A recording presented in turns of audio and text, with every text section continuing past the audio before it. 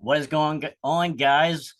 Welcome back to another episode of the Crash Course Metal Show. I'm your host, Trevor Krash Knight, and we got a buddy of ours here from the Midnight Devils, Sam Spade. What's up, brother?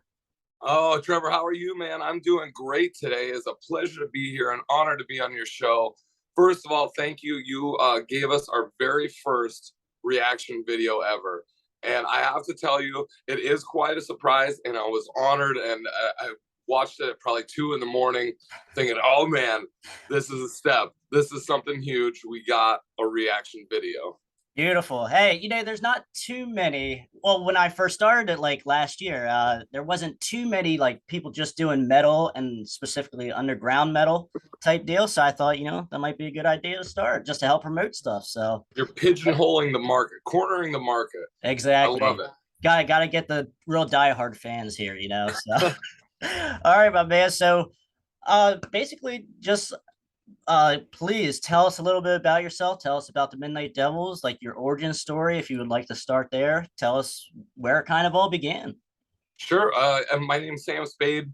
Obviously, the lead singer, the bass player for the Midnight Devils. We started this band, I want to say 2016, 2017 is when we first kind of started out. And it was Sniper and I, so the lead guitar player and I, we had been in an 80s hair metal tribute band here in Omaha, in Nebraska, that did good. It'd been around forever. It just wasn't our band. It kind of ran its course. It plateaued. We were making great money, but we weren't scratching that creative itch. We weren't traveling. We weren't doing all this stuff that we knew a rock and roll band needed to do to succeed. We could do stuff in Omaha and in the Midwest, but it just wasn't what we wanted. So we're like, oh, let's go out as a two-piece acoustic act, right? We'll play on Friday, Saturday, two-piece acoustic in all these small town bars. And so we went and we learned a whole set of material, and we went and did these shows with full makeup, full hair, in these dive bars, just the diviest bars you've ever seen. I'm telling you, like, we're getting ran out of bars because they think like the the transsexuals are coming in town. Like, it was bad. Yeah, It was yeah, tough. But it really set us up, like these farmers hated us, but it set us up for something very cool. We got to the point where we're like, okay, we need a drummer now. So we hired a guy, and we were doing primarily covers, and we hired a guy, and then we got invited to Rocklahoma one year, and we were like, oh, this is incredible, this is great. Well, we had met Jimmy Mess. He had walked on our tour bus when we were at the festival, smoking this joint that was like this long. He like kicks in the door, walks in, smoking a joint. I'm like, I think I'm gonna be friends with this guy. This guy's my best friend now. And so we land this tour, right? And as we're on the tour, the drummer we have at the time, he was playing the shows, and it's a Monday night, and he walks off the stage in Kansas City, and there's like a car, like his girlfriend's waiting for him outside of the venue in Kansas City. He walks off the stage, gets in the girl's car, and leaves, and we never see him again. And I'm like, just leaves us there, like in the middle of a tour, on our way to the biggest shows we've ever done. And so we're like, well, what do we do? We're freaking out. We call up Jimmy, and he's like, just out of the blue, I call Jimmy. He's like, yeah, I'd love to do the rest of the tour. You just got to come to Chicago to pick me up. It's like, okay, cool. I guess this is how this is going to be. So I rented a car, drove from Omaha to Chicago, picked him up, turned all the way back around, drove back to Omaha, got in our van, and we drove to Oklahoma and finished the rest of the tour. And on the way back from that tour, Jimmy's like, I think this is going to work. Let's keep doing this. yes. And that's how the three of us got together. It was really just like, that was the circumstances we were under, Okay. where something terrible happened, and then a bright and shining star happened out of the ashes of what was a terrible situation. So that's what brought us all three together. We started touring, we started doing a lot of shows around the Midwest, and eventually Jimmy was like, we need to head out to the coast. It's gonna suck. This is gonna be terrible. We'll do these really terrible punk rock headlining shows, church basements, VFWs, just the worst you can possibly do. But we made it all the way to the Viper Room in LA. We played the Viper Beautiful. Room in LA on our first tour, and nobody can take that away. It's such a cool thing, such an honor, and that's where the first record came about, Something Bigger, was the us pushing ourselves out of our boundaries and becoming our own band and our own what we can show the world, what we can prove to the world. Right.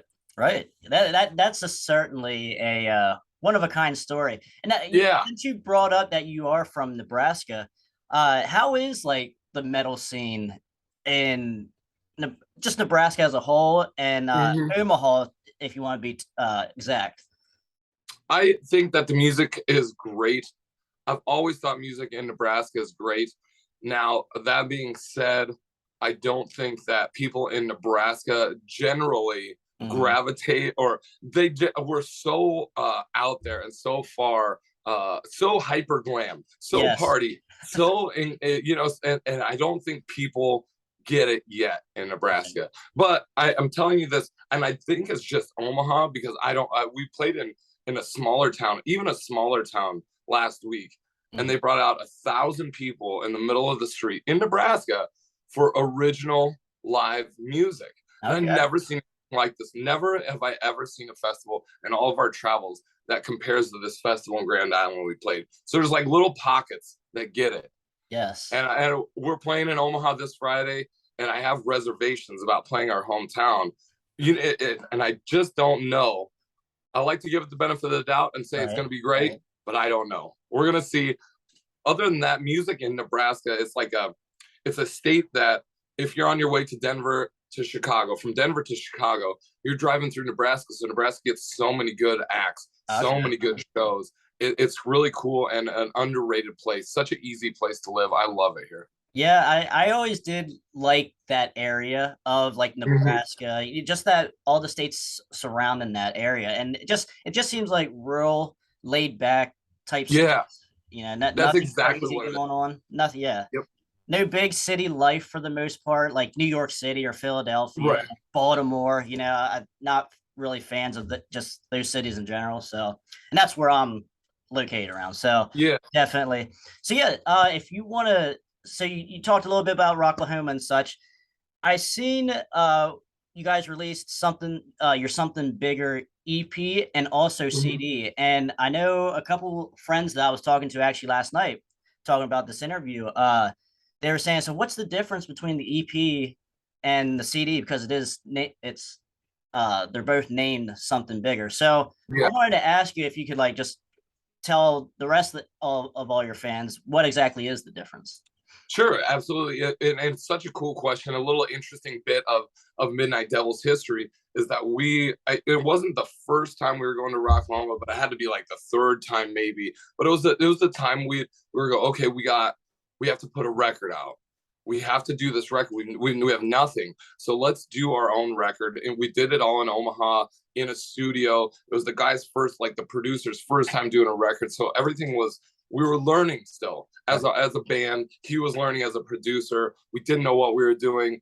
And so the Something Bigger album came out, or we had recorded it, but then we got put on this tour down to Rocklahoma, and we go, we need something. We can't go on the road without anything to sell. You have to have a record to sell. So Yes. we rushed out and created the Something Bigger. We got new artwork for the EP, and it's just a CD and a sleeve. And Okay. that's the Something Bigger with 4 songs on it. 4 songs, the exact same 4 songs from the Something Bigger album. Now, we've completely sold out of them since that time. They sold out long ago. So Right. there was these really cool collector's items that only a few people have. There, I think we only made 500 copies of them or something, and I Okay. think I snagged one. So I think I have one of the EPs, and it just you can't even find it anymore. It's so cool that uh, if you have it, man, you're lucky. I wish I had more of them. Yeah, yeah, man. Definitely a hot seller, no doubt about that. So, and then also, since we brought up Jimmy as well, he does all the artwork as well for you guys, correct? And no, he has done a few of the designs, and Okay. he's a great artist. His roommate Eric is actually the one that did all of the artwork for our new record, Okay. like the inside artwork, Yep. all Right that here. stuff. Okay. Rico Childs did the cover from here in Omaha. He did the cover right there, All right. and we've been blessed with beautiful, like incredible artists in our team. Yeah, We have two right now that we've been working with, two or three. One is Livy Ulrich. She's the one that does these intricate devil posters and the stickers and all this. She did Okay. a drawing for every one of the songs on the new record, and they're just so good and so intricate and so detailed. And we just sit there and look at them and go, whoa, she added this, she added a spade there, like that's really cool. We have a designer from Japan named Yuko who does all the really lifelike drawings of us. So we'll post a picture on Facebook, and then the next day she'll have this really, really intricately detailed drawing. Just beautiful artwork from Yuko. So there's Livy, Yuko, and then Rico Childs is the guy from Omaha that does did the album cover. Oh, okay, gotcha. Yeah, definitely everything that you guys, as far as artwork, it's very eye-catching, very unique, and it just brings an extra pop to the record as well. So we definitely, like, I grew up listening to Kiss music and the Misfits, and I really think that the imagery that a band has is such a huge thing that not a lot of bands exploit. Not a lot of bands use this avenue of fine artwork and cool creative freedom. Right. And that's what the Midnight Devils have with our devil characters, with our personas, is that we have this freedom to do whatever we want, and we exploit the hell out of it. And just that devil can do anything. And it's so cool. They've turned it into it's almost a comic book superhero type of thing, which I absolutely love. Exactly, and it kind of gives the record a personality as well. Yeah, while you're listening to it too. So because there's plenty of records, like even behind me, like with the drawing here of the Pretty Boy Floyd debut album, it brings that record more to life too. So I totally agree. That's totally cool. It's certainly eye-popping, and it definitely catches, the personality of your records. So moving on to your new album then, after we talk, so you finished up with Something Bigger and did the CD for it then as well. So then you move on to Never Beg For It. And how did you guys get in contact with Chip's Enuff to produce? He did produce the record, correct? Yeah. Okay. We had been in touch with them for a while. We've been doing so the Never Beg For It album came out, or no, the Something Bigger album came out, and we toured for I think 2 years on top of that. Just like we did both coasts, we did north and south. We covered the entire United States in a bus, that like an airport shuttle bus with no AC, no heat. We just were like, we're going for it, and we had the best time. We got in so many fights. Like I thought the band was gonna die. We broke down. We've been pulled over by the police. That was the basis for what Never Beg For It was gonna be. So we had been in touch with Chip for a long time. We've been doing shows with Enuff Z Nuff as we're a Chicago band. They're a Chicago band. Jimmy actually lived with Chip for a few years. Lived in Chip's house in Blue Island, Illinois. If you can even imagine Jimmy and Chip both living together under the same roof, the amount of weed that was smoked, the amount of video games that were played, like so we had known Chip, and Chip was a fan of the band, and we finally, he goes, let's make a great rock and roll record, bro. And I was like, this makes sense to me. And so we landed the Quireboys tour. And that was our first big tour, our first like dream come true tour. And we were scheduled to do a month with the Quireboys coast to coast. I'm like, man, our heroes, this is incredible. Yeah, man. That's when COVID hit. Right. And we did 2 weeks with them all the way down to New Orleans. And we had been planning to write the record in hotel rooms on the road. I didn't see any other way. And COVID hit, and I go, as terrible as this is a sign that we need to put this record out now. We really need to sit down and knock this record out. So Chip was in, we were in, we went and did it. And we did it at his house. We drove from Omaha to Blue Island, Illinois, and laid all the tracks down. It was awesome.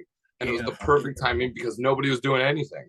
Exactly. And it was kind of like a double-edged sword. You couldn't play live, you couldn't really do anything, but you could still make music. So that's kind of really all what matters, but the live is certainly important as well. So, but yes, I wanted to ask, because I was gonna go to the that Quireboys show. I think it was up in New York somewhere, and then COVID hit like literally 2 weeks before that show. and I just they were always a bucket list band for me to see Spike. Do you have any comments how it was playing with them at all? Yes, absolutely. So this is such a cool story. So I'm working at the club, right? Mm-hmm. And I get a call from the manager of the Quireboys, and they're like, "We need a band to be on the road with the Quireboys. Are you guys interested?" Or no, that's not what happened. Okay, this is even better.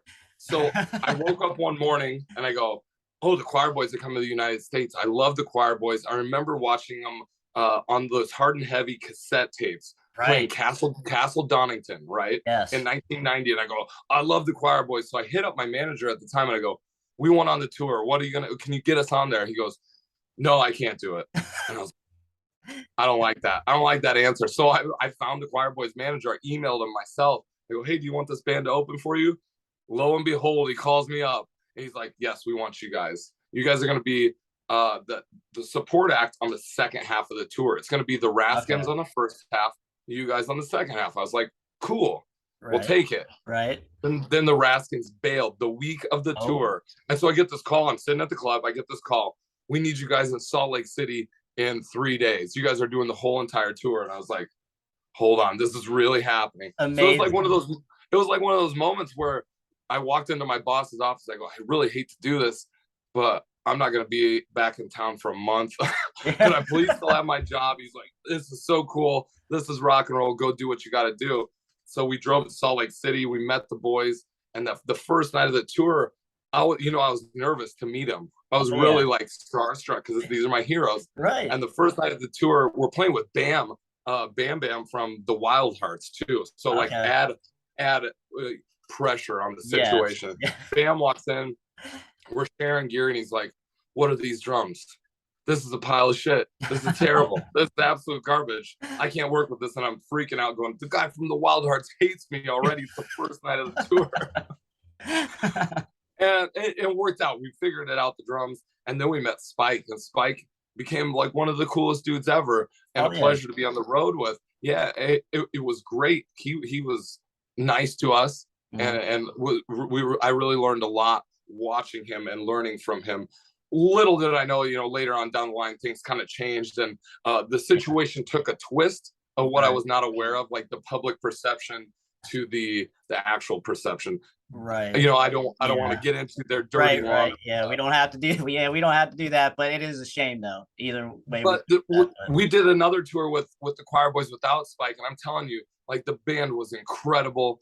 It was one of the greatest British rock and roll bands that I've ever seen, and such an honor. Guy Griffin, their guitar player, stepped up and was doing lead vocals for him, and I got along with that guy. Yeah, even better. Better. He just had the stories and this charisma, and I was asking him advice about stuff that was going on in my everyday life. Like, can you imagine asking the Quireboys, "Hey, I need a piece of advice on the situation happening back home"? It was so cool. It don't get much better than that, honestly. It really doesn't. Yep.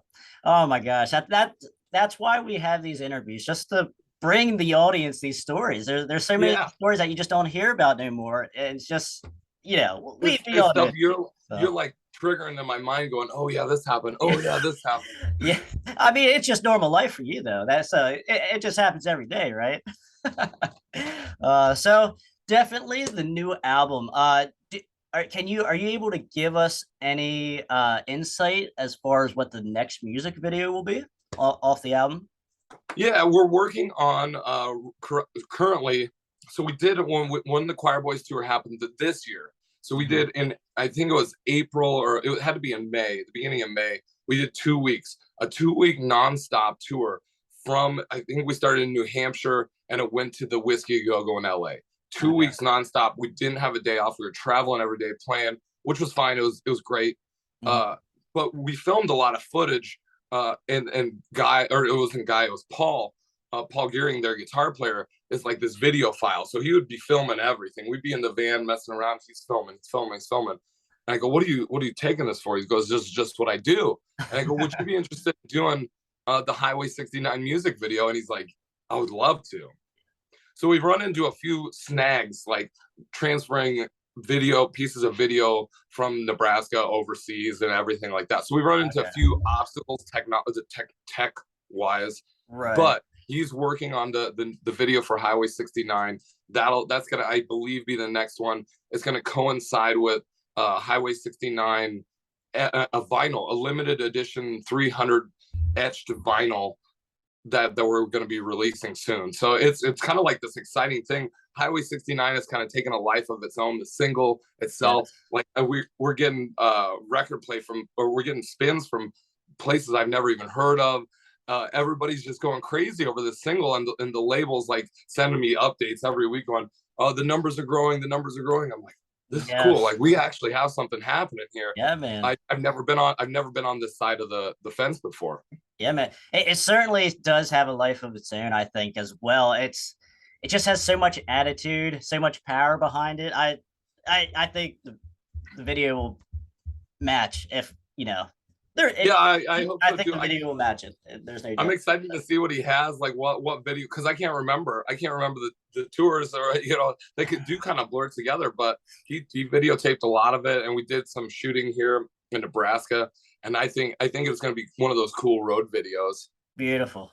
Can't wait to see it, my man. And then so you did just get off a mini tour basically with Pretty Boy Floyd and Enuff Z Nuff. You mind? Are you guys doing anything? Can you give us an update on any new touring coming up in the near future? Yeah, we did 20 days with them, actually. It was the longest tour that this band has been on. Okay. 20 days on the road. Yeah, it was great. Just unbelievable. And it was all like East Coast through the Midwest. And being on the road, like, we knew Enuff Z Nuff. We get along with them great. We've done a tour with Pretty Boy Floyd before. We did one run with them through Texas. Okay. And so we had kind of known a few of the guys, and we get along with them great. It's just super dudes, are like our friends. I still message them every day almost. It seems like Chris Six, their bass player, like, we talk every day. It's just, I love the dudes in that band. So that went so well. They added the second leg to it was the Glam Slam Metal Jam tour. Right. The Glam Slam Jam tour going out again in, I believe it's October. We start in Texas and work our way from Texas to Florida. Okay. So that's gonna be cool. Coming up in September, we do Rocklahoma again, like our big return to the Rocklahoma Festival. Okay. We just did Rock Fest up in Wisconsin. Right. And then at the end of September, like, I even got it here. I'm not supposed to show these. This is top secret information. Yeah, top secret stuff here, guys. Really. Yeah. But in late September, we do Vegas and LA with Pretty Boy Floyd. And if you'll see right there. Okay. Right. Beautiful. That's a nice poster right there. Yeah. So all these tickets will go on sale. I think I'm going to announce the show next week. But the tickets go on sale. And even if you can't go to the show, so I made these posters so people can order the tickets, and they get, the signed posters and koozies and everything like that. But yeah. Damn, that poster's really nice. I'm gonna have to pick one of those up. It's like, it's $20. Like, we sell the tickets for $25, and it goes to support our trip down there, and it gives you a little piece of history, a little piece of signed. Yeah, exactly. And you get, I kind of like it too, because you get the past with the present and future too. Yep. The two bands. So that's really, really cool as well. It's the next generation, and that's what I loved being in a van with Steve Summers, because I go, this guy's done everything, right? Oh, yeah. Steve Summers done everything. He's the lead singer of Pretty Boy Floyd. Steve Sex Summers, I know we don't call him that anymore, but he's done everything. So what can I learn observing and kind of shadowing as a lead singer and like a band manager? What can I learn from Steve? And so Steve and I kind of buddied up, and I just learned all these really cool, just little nuggets of information. Oh yeah. How to deal with like hotel managers, and Steve just had a way of talking to the guys at the hotel desk. Okay. Like, how does he do this? He's getting like 2 o'clock checkouts. I never even heard of a 2 p.m. checkout at a hotel. Steve Summers gets it. He's walking around just going, oh yeah, we got 2 o'clock checkout now, and we got dinner coming, and no big deal. And you're not doing yourself justice if you're not taking those little nuggets with you. Yep. So it's the same with Chip, though. We just, like, when you're around Chip, I try and even like not look at my phone, because I don't want to miss any of the information that you're going to be giving out. It's either going to be really funny, or it's going to be useful somewhere down the line. Yeah, it's going to be really useful information, or just a really good story. One or the other. Exactly. Right? Yeah. Yeah, I know he had good stories for us when he was on the show here, and just he's an awesome dude too. So, but yeah, I guess that pretty much wraps up this video here. But I got one more question though for you, Yeah. and I don't want to put you on the spot here now, but I ask this to almost everyone I interview now. What was the album or band? I guess I'll let you have a choice there. One album or one band that made you want to do what you're doing now, music wise. It's very easy, as you can see by the layout of my part. Like you got it too. I noticed that first of all, like you have the Kiss doll, the Yeah, Ace yeah. Frehley doll up there. So it was when I was 16, 17, something like that. Probably earlier than that, but I heard Detroit Rock City for the first time. And Detroit Rock City was the catalyst. That song was the catalyst to me going, what is this? This is making me feel something that I've never felt before. I gotta find out what this is. And so I started researching Kiss, and I dived in deep, like head first. I was hook, line, and sinker, man. Oh I was yeah. in. And Yep. it completely like started growing my hair out. I was wearing Kiss t-shirts. My parents thought I was worshiping Satan, like the whole thing. But I found this niche, and I knew like I was an outcast, like a lot of kids. I Mm-hmm. didn't know where I fit in, Right. and then I realized that this rock and roll world is where I fit in. This glam rock world, it kind of gave me a place and a spot to unleash my creative force. And so I joined my first band when I was 18 as a guitar player. I got a triple pickup Les Paul, exactly Okay. like Ace Pound, you know, and we toured. We toured all over the Midwest as 18-year-old kids. We didn't know how to do it. We didn't have support from our parents. We just knew that we had to get out of our town and do this. And we'd be along for the ride, and the stories would be great. The adventure would be awesome. It was Kiss that started it all. And to this day, it's still like the big driving force in my life is like you watch and you learn. And you go, what did Kiss do? What I'm gonna take that information, but translate it and put it into my own and do my own thing with it. But Right. those bands really wrote the blueprint on how to be a great, successful rock and roll band, whether it be bands like Van Halen, Kiss.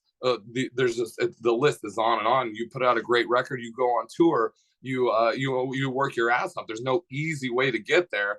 You just got to be on the road and keep doing it and do Yeah. it because you love it. No, for Exactly. no other reason. There's no other reason. There's not money. There's not girls. This is why we do it. Yep. That's what that's the attitude that you have to have if you want Mhm. to keep doing it. That's the fuel to the fire. So And definitely. especially with the Midnight Devils being, we're a very niche band. We're maybe one of the only glam rock bands in the United States that is still doing makeup and hair and making it really about that show and that presentation. And we've got to the point where we're pushing ourselves way out of any zone that we ever thought with the clothing. And it's so great. And people go, well, I recognize this Oh from yeah. back in the day, but this is brand new. It's Hmm. not, we're not reinventing the wheel, but we're creating something that's exciting again to people. And people from older generations go, I know what these guys are doing. I get it. I understand. Yes. People in the new generation, they're just as excited as we are. Yeah. Oh, the second round of Kiss. Basically. Yes. Yeah. Yeah. That feel. Yeah. It's Exactly. Kiss only wilder. That's what I'm saying. It's even more insane if you can imagine. Like I said, that show that we just did in Grand Island. I mean, there was 1,000 people, and there was all these young girls in the front row, 10, 13, 14, but they're screaming their heads off. And I'm Yeah, like, man. this is awesome. I love this. I used to walk up to the stage and the whole place would just scream. Yeah. I go, perfect. This is great. I love this. That's amazing. It's an amazing feeling. It But is. so, okay, so in one word though, in one word, favorite Kiss album. My favorite Kiss album is probably Hotter Than Hell. Okay, all right, I, that's I, I good thought choice.